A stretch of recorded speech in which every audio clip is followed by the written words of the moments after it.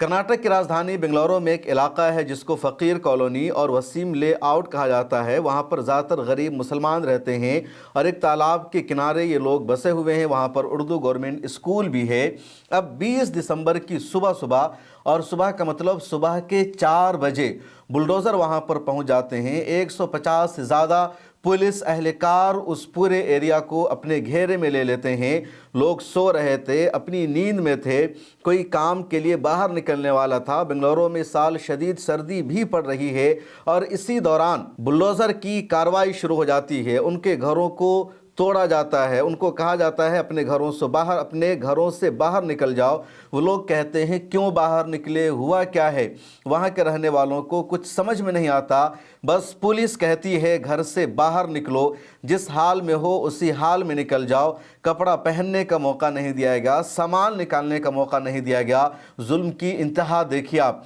और उसके बाद उनके घरों को, उनकी झुग्गियों को, उनकी झोपड़ियों को बुलडोज़र के ज़रिए तोड़ दिया जाता है। और एक दो नहीं बल्कि तकरीबन 400 घरों को बुलडोज कर दिया जाता है, तोड़ दिया जाता है। इंडिया टुडे की रिपोर्ट यह है कि 3000 अफराद बेघर हो चुके हैं इस पूरी कार्रवाई की वजह से, और इसमें मेजॉरिटी मुसलमानों की है।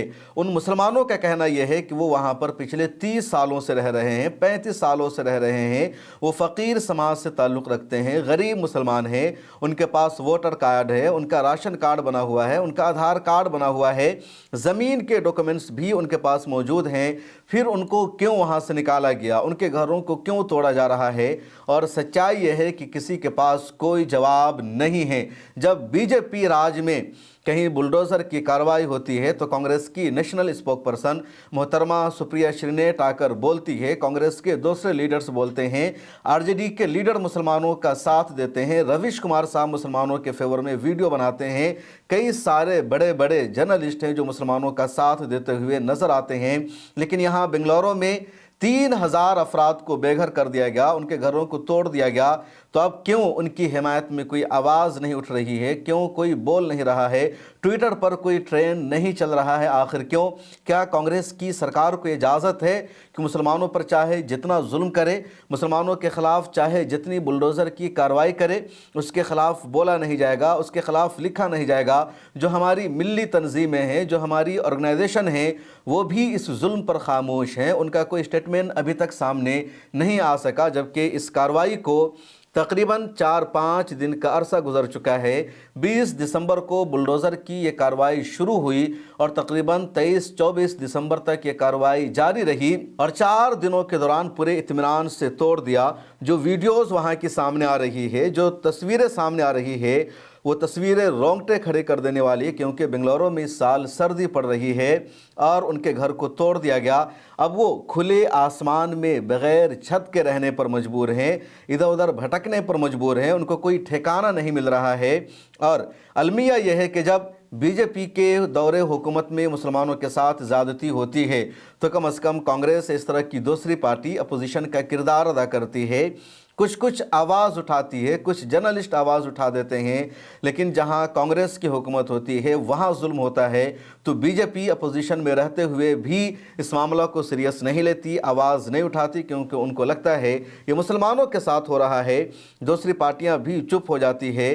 कर्नाटक में हुए इस बुलडोज़र की कार्रवाई के साथ भी यही हो रहा है। और इस दौरान केरला की लेफ़्ट पार्टी आवाज़ उठा रही है। केरला के जो चीफ मिनिस्टर है, उन्होंने ट्विटर पर आकर कांग्रेस के इस इक़दाम की शदीद मज़म्मत की है। उनके दूसरे मिनिस्टर्स ने आवाज़ उठाई है। केरला के चीफ मिनिस्टर पिनाराई विजयन ने अपने ट्विटर हैंडल पर लिखा कि कांग्रेस का ये जो अमल है ये माइनॉरिटी मुखालिफ है, मुसलमानों पर जुल्म है। उन्होंने अपने ट्विटर हैंडल पर वाज़ेह लफ्ज़ों में लिखा, अफसोस की बात यह है कि संघ परिवार की माइनॉरिटी मुखालिफ सियासत अब कर्नाटक में कांग्रेस हुकूमत के तहत नाफिज की जा रही है। जब कोई हुकूमत खौफ और ताकत के बल पर राज करती है तो सबसे पहले आईनी अक़दार और इंसानी वक़ार ही पामाल होते हैं, और यही कांग्रेस की हुकूमत कर्नाटक में कर रही है। केरला के एक और वज़ीर है वी शेवनकटी, उन्होंने कांग्रेस हुकूमत की इस कार्रवाई को इमरजेंसी के दौर से तशबीह दी और उन्होंने लिखा, जो लोग सेकुलरिज़म और जमहूरियत के नाम पर इक़्तिदार में आए थे वो आज गरीबों के सरों से छत छीन कर अपनी मुनाफ़क़त बेनकाब कर रहे हैं।